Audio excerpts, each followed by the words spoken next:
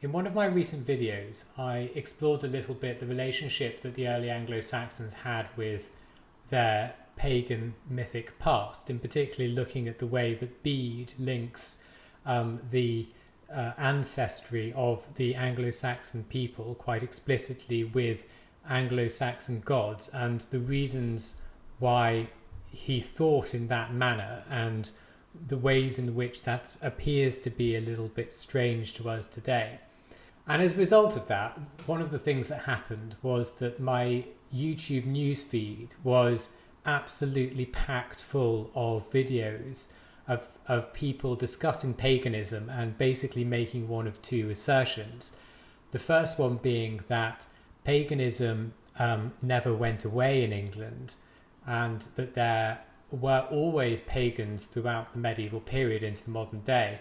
And the other one being that the fact that especially the Roman Empire converted en masse to Christianity is basically the reason why the Roman Empire fell.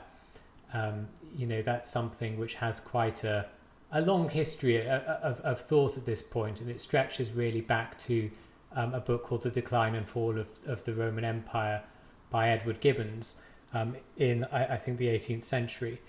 So I wanted to make a video which discusses these points in a serious way, because it's a subject which actually really interests me as a what you might call a medievalist. My specific area of expertise, if you like, is more to do with the socio-cultural religious practices of the slightly later period, once you get into the late Anglo-Saxon and medieval and kind of high medieval periods.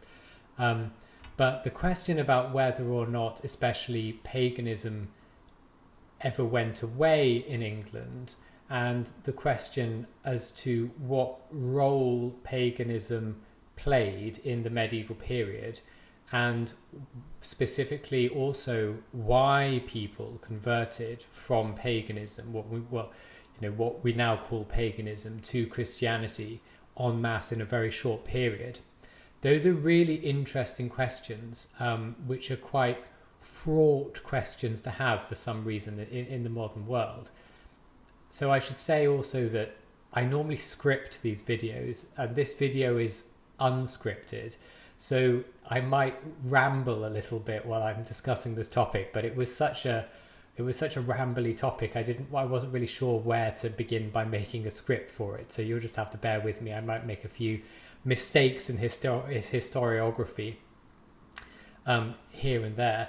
I should also say, if you're new to my channel, that for the sake of full disclosure, I am an Orthodox Christian who's looking at this somewhat through an Orthodox Christian lens, and I can't help doing that. I'm looking at it from the perspective of a modern man, but I'm going to seriously attempt to try and give this an impartial and sympathetic reading, because there's a lot of really, really interesting points which are raised by the question of whether or not there were medieval pagan practices and the extent to which those informed the practices of the medieval Christian church, and especially the life and the social environment and the spiritual environment of people who were not located within those major centers of Christianity, or within cities, or in a rural area in Wales or the north of England or so on, where you did get a different spirituality, if you like, to those who were living more in the south and the southwest of England, where you had a more Latinized culture. So I guess I'll speak first a little bit about probably what I mean by paganism. The pagan period in England is actually remarkably short.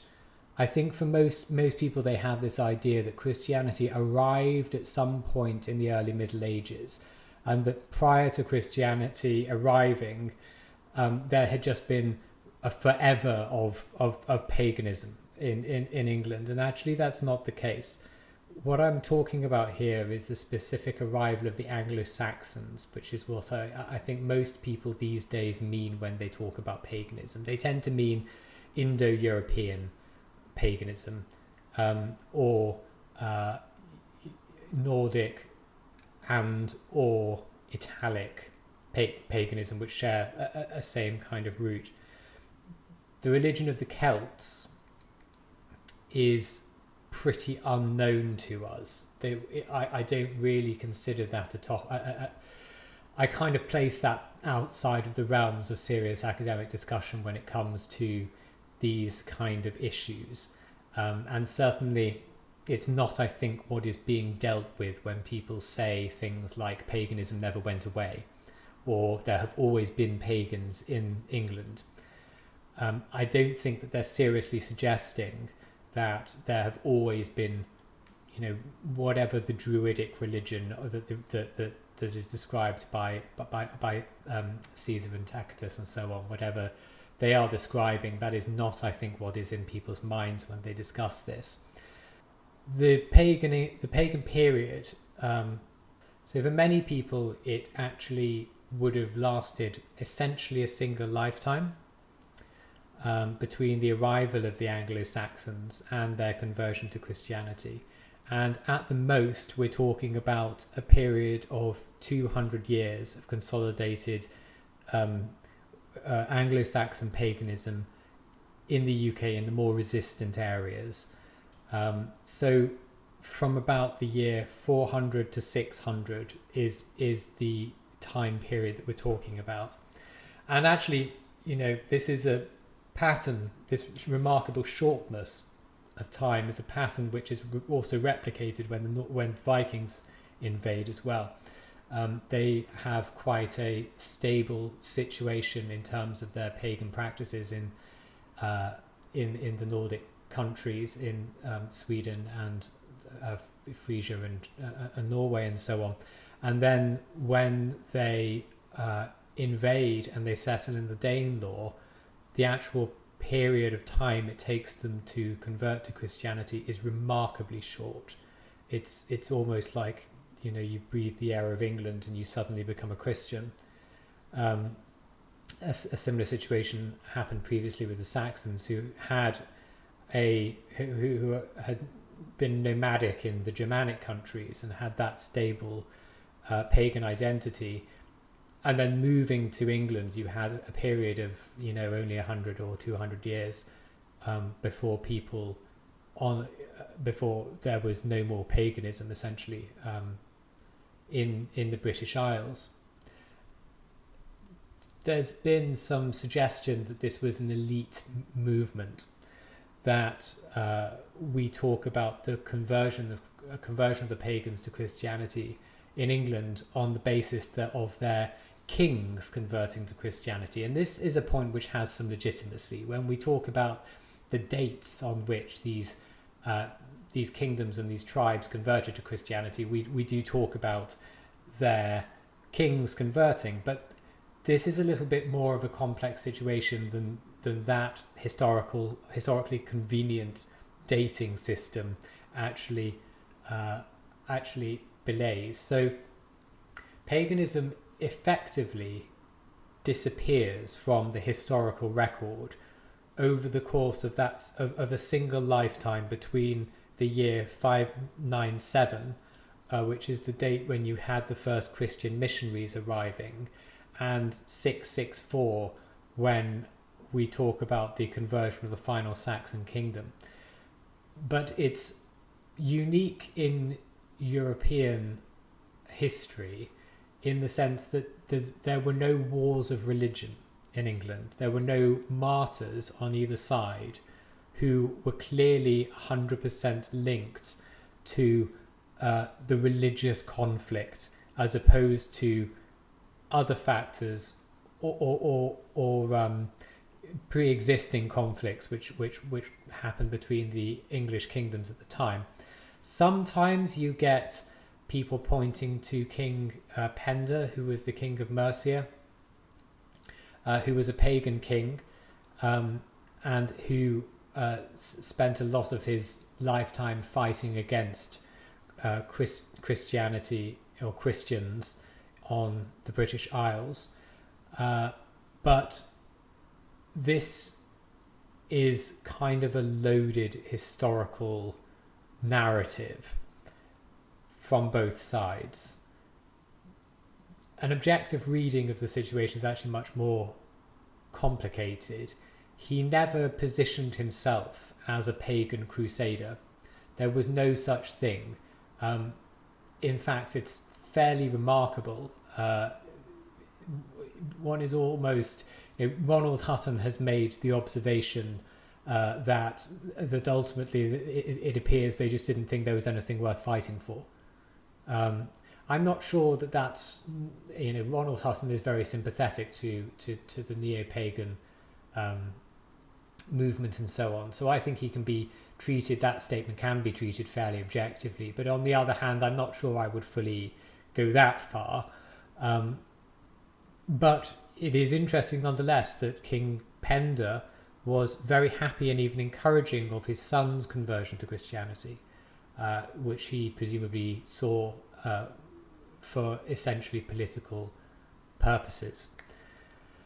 So it's therefore quite difficult to assess the extent to which Saxon paganism actually had a very significant effect on the culture and identity of the English people, and especially of the medieval period through to the early modern period. The actual time which that would have had to happen over, the actual time which the opportunity that they had to make a significant impact on the culture, is actually very, very short. So while certainly they had an ancestral connection to these to the pagan practices, it's not clear to what extent they were existing in a milieu which did not contain within it, considering the mix of the different tribes, to some extent, peoples and nationalities, if you want to think of it that way, to what extent they were actually existing in a milieu of these different forces, beliefs and spiritual systems, from which Christianity then arose very quickly and took dominance. The extent to which Saxon paganism can really therefore be said to have had a significant impact on English identity is actually fairly questionable. It's difficult to assess. England as a nation, as a concept, that is the current territory of England under a single anointed sovereign, is a fundamentally unnecessarily Christian concept. It harkens back to the same sort of world feeling, world view that Constantine was imposed upon the Roman Empire: one God, one king, or one emperor.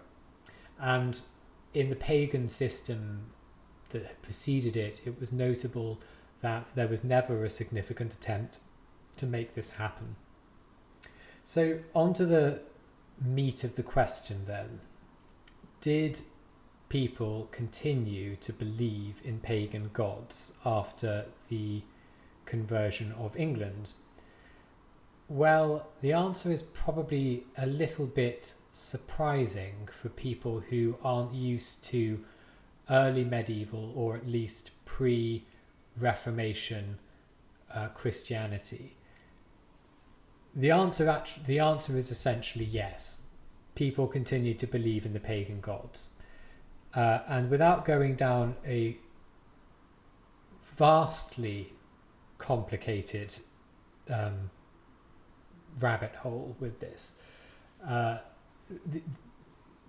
the way that the God of Christianity was viewed in the early, well, it's not the mid-Christian period, I suppose, around the years we're talking about, was not as a single deity who exists by himself without any attendance or other spiritual forces in the universe. The idea of monotheism, that there is only one God, is really a product of the early modern period, maybe even a little bit later. It wasn't how the spiritual world of the Anglo-Saxons and the medievals thought about the world. It was a question not of existence but of hierarchy. So you had God, of the Christian God, who was the most high God. That is, he was in charge of everything. He was the fons et origo of everything, in charge of everything, the creator and redeemer of the universe. And then below him you have a whole pantheon of other beings, other spiritual beings, some of which remain loyal and work for goodness within the world, and those are the angels and the saints, and others who have fallen from divine grace or whatever, have rebelled against God, and those are the demons and the gods of the nations. So when they are talking about Zeus or Woden or Thor, they're not suggesting that these spirits don't exist. What they're doing is they're positing that they are subordinate to a most high God who is being worshipped by the Christians. And I think that this puts a little bit of a different spin on the idea of conversion, because what you're doing is you're adding a layer, in a sense. You're not telling people that they're wholly misguided, that you're not telling people that they've been worshipping things which don't exist. What you're doing is you're telling people that there is a supreme deity over all these things, and that the proper worship is the worship of that God. Now, it's obviously a lot more complicated than that, but without spending hours and hours and hours discussing it, that's in a nutshell what the spiritual outlook of the Anglo-Saxons was, and it filters all the way down. So it goes all the way from archangels and the cherubim and seraphim who sit in the divine council of God, and the saints, and so on, all the way down to local deities, all the way down to the household deities, to the deities of the river, to the deities of the shrine on the roadside, to the crossroads, and so on. And a lot of the time what you're doing is you're assessing which of these deities should be worshipped. So the narrative then, what you're bringing the narrative into question, not the facts. And it also conflicts a little bit, this worldview, with the concept of belief. This is a really thorny subject, and I'm not going to talk too much about it, but the concept of belief in early Christianity and in paganism was a lot more similar than we can see from modern Protestantized cultural view of religion. We think of religion as being something that is believed by individuals, and to some extent, to a great extent, this is true of Christianity, but it is not a question of accepting Jesus Christ as your personal Lord and Saviour. In the Bible and in early histories, and you see this in Bede as well, and a lot of medieval histories, the smallest subunit of conversion, if we're not talking about high nobility, is the household. And this is the reason why we talk about there being conversions of kingdoms. It's a question of ownership.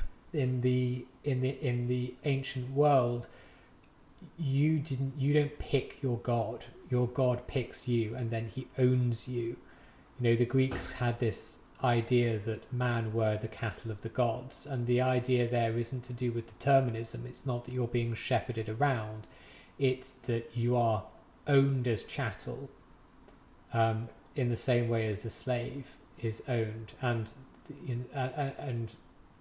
many indeed of the early Christian sects would refer to themselves as slaves of God in a not dissimilar vein. So if your king has now converted to Christianity, what's happened there is you're now owned by the God of the Christians. So in a sense, you don't really have a choice. If you're going to continue worshipping the pagan gods, it's an almost futile. It would have been viewed as an almost futile and oxymoronic situation to place yourself into, because you don't belong to them anymore. There's no point to doing that. Your spiritual obligation and duty is now to the Christian God, who has in some narratives defeated, taken over, raided away from the other god, or in some other way been victorious over the pagan deity. So while the pagan deities do continue to exist, so to speak, in the minds of the people who were previously worshipping them, they're no longer seen as having the same standing as the Christian deity does, and as a consequence, people stopped worshipping them. This is a worldview that effectively prevents you from picking your religion. Okay, it's not possible. It's only possible to pick your religion if you are a modern Christian, effectively, or Muslim in Islam, which I suppose may also be another example of this. It's not really possible to be a pagan and to pick your religion. You are, or indeed an early Christian, medieval Christian, and to pick your religion. You are born into slavery, in a sense. Into the God's service is probably a better way of putting it, and you have very limited recourse to getting out of that situation in pretty much the same way as a slave would have limited recourse to leaving his master's service.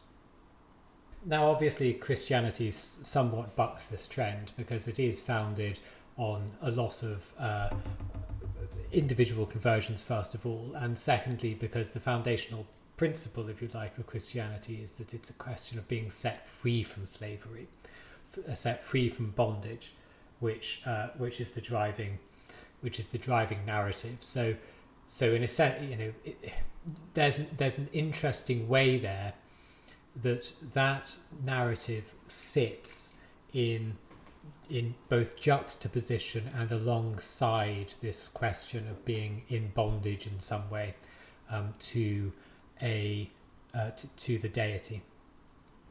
I think that there's a deeper thing that's going on here, okay, rather than people just converting from one religion to another. I think that what's happening here is the shift from antique civilization through to Christian, what Oswald Spengler calls Faustian civilization. Those who have come across or who've read Oswald Spengler will be more familiar with this concept. Spengler was writing in the early 20th century and is really, in many people's views, a genius of historical analysis. And I think while there were problems with some of the things that he was discussing, the overall narrative that he put together is extremely informative and is extremely astute when it comes to analysing the world feeling and the world view of the two different religious groups, if you like, of the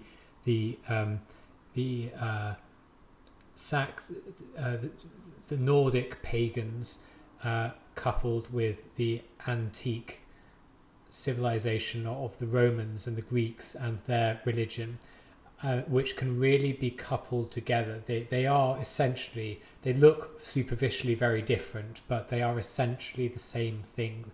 They all fall into this concept, worldview, world feeling, as he calls it, and understanding the outlook of a man, the way that he conceives of the universe around him and his interaction in it.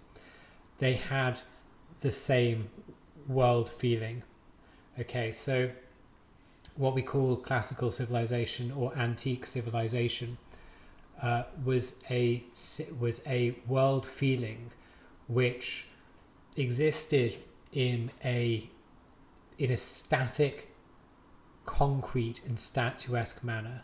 So the ultimate expression of antique civilization is the static statue.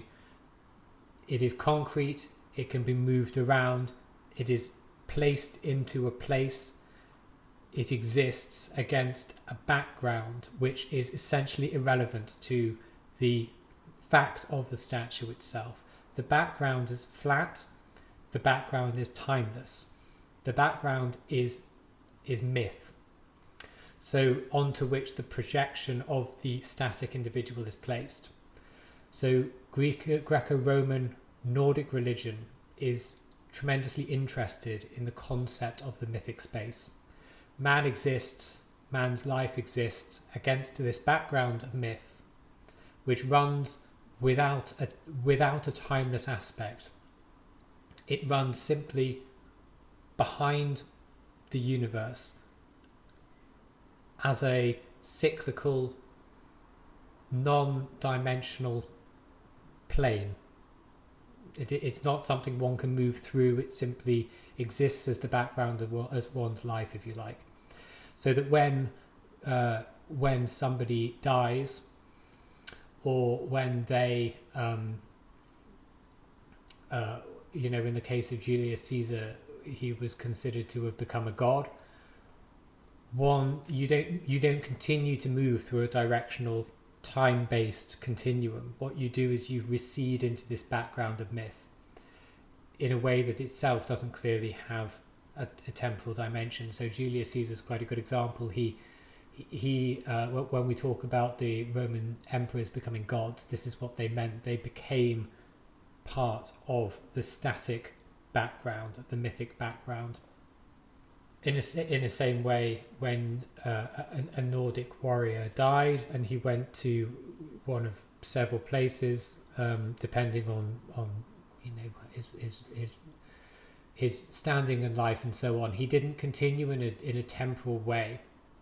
He receded into a background of he joined the myth. He became one with the mythic background. This way of viewing the world is, and Spengler's book Decline of the West, in which I'm giving a very poor explanation off the cuff of exactly what it is that Spengler is trying to explain here. So you'll have to forgive me for that. It's a very, very complicated. It's a very, very complicated thing to try and explain. His books, Decline of the West, which you may have heard, are incredibly weighty volumes, and he goes on and on and on and on explaining and demonstrating this in almost extraordinary detail, and I think that there's a lot to it. The key principle here is that antique man existed in a world which is entirely inaccessible to us. Okay, it's not how we are. We can't generate our own world feeling. Our world feeling is something which we are inculcated with through a series of facts, through societal reasons, through historical situational reasons, and also partly through essentially what Spengler will talk about as racial reasons as well. Although there's a mistake that's often made here in online commentary. Simply being an Indo-European does not make a Faustian, does not lead to Faustian man. Okay, it is not there have been many world feelings within that racial category. So just to clear that up, because it's a common mistake which I see made. So this cycle of classical civilization, I think, was coming to an end at the period where Christianity became ascendant. We can discuss, we can observe what it was like to live in a pagan world, to live in an antique world, but ultimately that root, that living branch which that world feeling gave birth to, has now ceased to exist. And no amount of recreation, no amount of trying to work out what people did ritually, what people may have personally believed about things, no amount of that can begin to touch on an actual inhabiting of that world. I think that this touches a lot on the question of whether Christianity caused the decline of classical civilization, about whether Christianity caused the fall of Rome, whether it domesticated the Vikings, whether it caused any number of problems or whatever in Europe, whether it caused the Dark Ages, people call the Dark Ages. And I think that if you view it through this lens, the reality is actually far, far more complicated. Did Christianity ultimately lead to a reformation of civilizational presuppositions? And was it therefore responsible to some extent for the peculiar loss of interest? People just didn't seem to care anymore in antique civilization. To some extent, yes, that is true. However, I think that it has to be really clearly understood that what we're witnessing when we look back at this period in time, when we look back at the mid to late first millennium, I think probably principally the mid first millennium, is that the antique civilization was reaching its natural conclusion, which would have happened regardless of the growth of Christianity. What we're looking at is the nascent formation of Christian Faustian civilization emerging naturally and breaking through to fill in that world feeling left over as classical man ultimately recedes into the past. The most obvious effect of that, I think, is that men's religious world feeling also changed. Okay, so it changed from that static myth horizoned oblation to the classical gods through toward the infinite, toward the age to come, the never finished quest, as Spengler has it, of the Faustian soul. The Faustian civilization being the civilization which we are currently living under, which grew originally around this time, which then reached its apogee through the period of the second millennium. So I think that this is why we see the phenomenon that we do emerging out of this time. This is why when observing the conversion of the Anglo-Saxons, it's not just a case of persuasion. The steps it steps into a realm of really profound, continent-wide metaphysical change, which is also growing up within those pagan communities themselves, especially as they began to interact with Christianity. And ultimately, I think that is borne along by forces that are on the meta-historical level, far beyond their control. It is the first rushing tide of Faustian world feeling that's made manifest in the concrete actions of these peoples. The Vikings, who are viewed as a peculiarly vital people, I think, appear at first reading to be an exception to this, because they seem to be an almost complete image of Faustian vitalism, of pushing of the horizon, of the projection, of the individualization of the soul, and so on. They, famously ultimately settled in North America and so on. They enormously expansive people. They do seem to buck the trend, but I think that the point is that to see them like that is actually to fundamentally miss the whole point of the lesson, if you like. Faustian man is characterized by his world feeling, and that world feeling is ultimately found in it was ultimately found in an expression of Christianity to which the Vikings converted, demonstrating the point.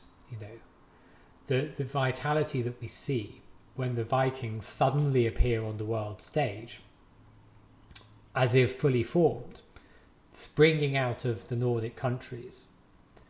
That impetus itself is an indication of the receding of the classical worldview and the metaphysical shift of Western man into the Faustian frame. It's therefore not surprising particularly that they converted as quickly as they did when they encountered a Christianity which gave ultimate expression to that change in world feeling. So to just draw that back a second to the actual question that I started off the video with, is it conceivable that pagan practices lived on in the context of Christian worship? Yes, absolutely. The most obvious example that occurs to me is the sacrifice of the Mass, which is profoundly shaped by Roman sacrificial ritual. It's just a matter of historical fact. There's not to say that it's spiritually the same thing. Obviously, I'm not making a theological point here, but its outward form follows the Roman sacrificial practice to the extent that probably a first century Roman who was visiting a traditional Roman Catholic or Western Orthodox church today would probably be able to follow quite clearly what was going on in some context, and maybe, to be honest, more so than a lot of modern people, what was going on to various parts of the service. Though I imagine he would have been extremely confused by some of the inversions. These traditions have been taken and they've been changed, shaped, moulded, and in some instances inverted, so that he probably would have recognised essentially what was happening, but at the same time I think there would have been a great deal of confusion as well.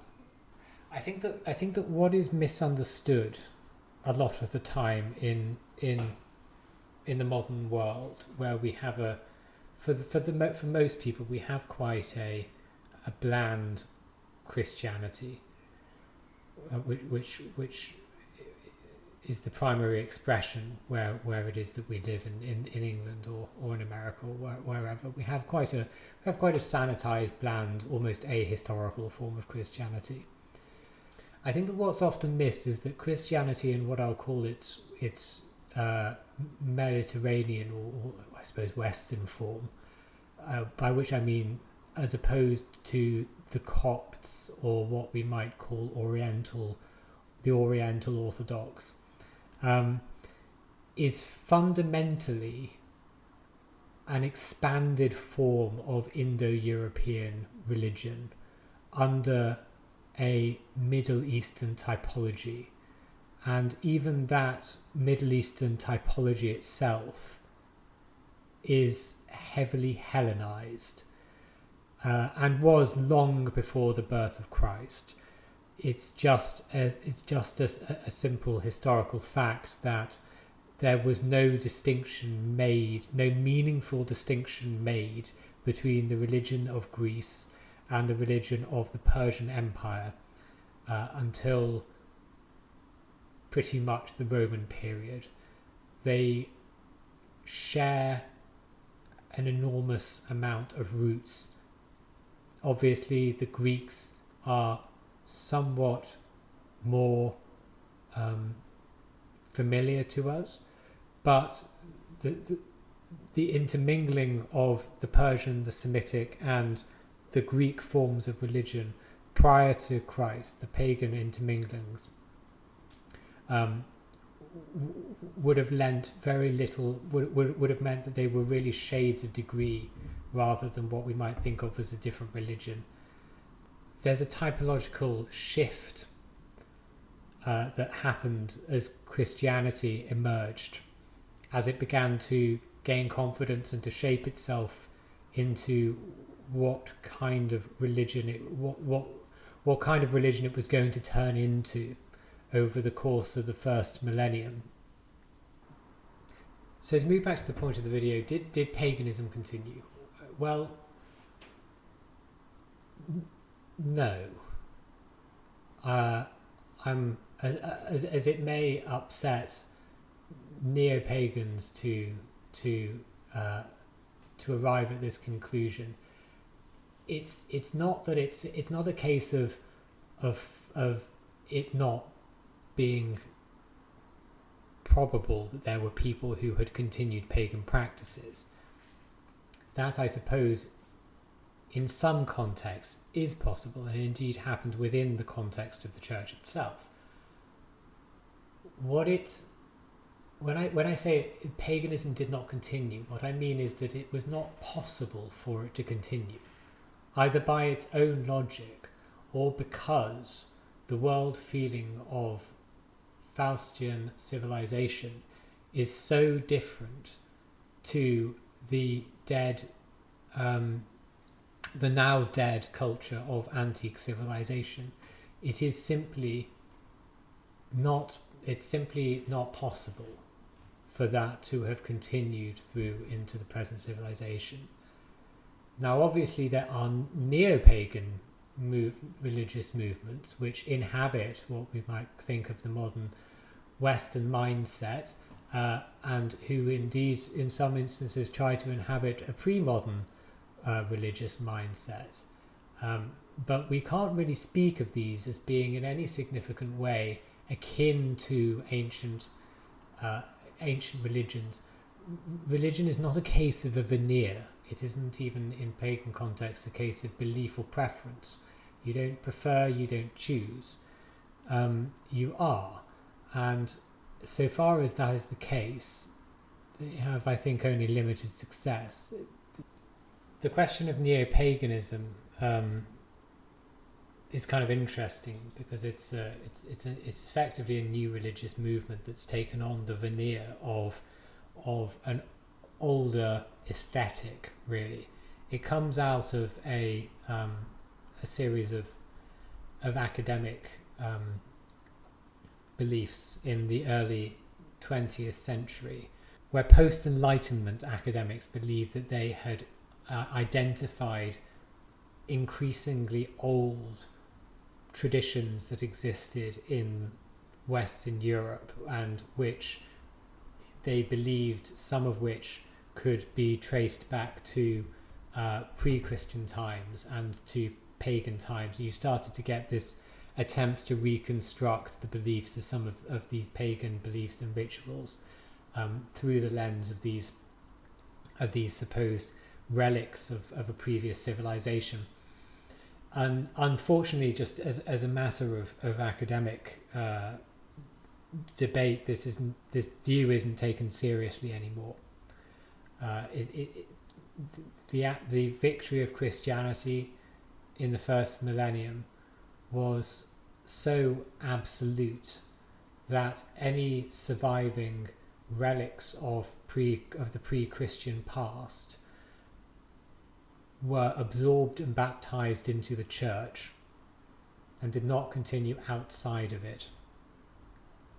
Now, I understand that there is a desire by a lot of people in the post-Enlightenment, post-Reformation, post-Christian now really society, to want to engage in what I call tactile religion, the desire to engage on a spiritual level, physically, with spiritual beings in the world.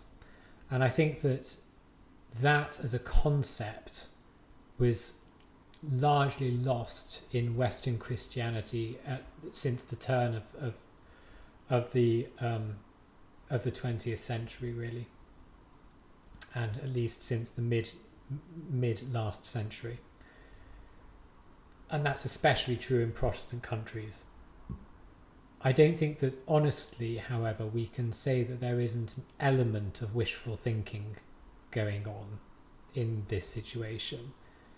The desire to see and to establish a long tradition for neo-pagan beliefs and movements, to place yourself within a living tradition, a living context which gives legitimacy to the mind of the worshippers, apart from itself being a Christian concept, is not, I think, borne out by the facts.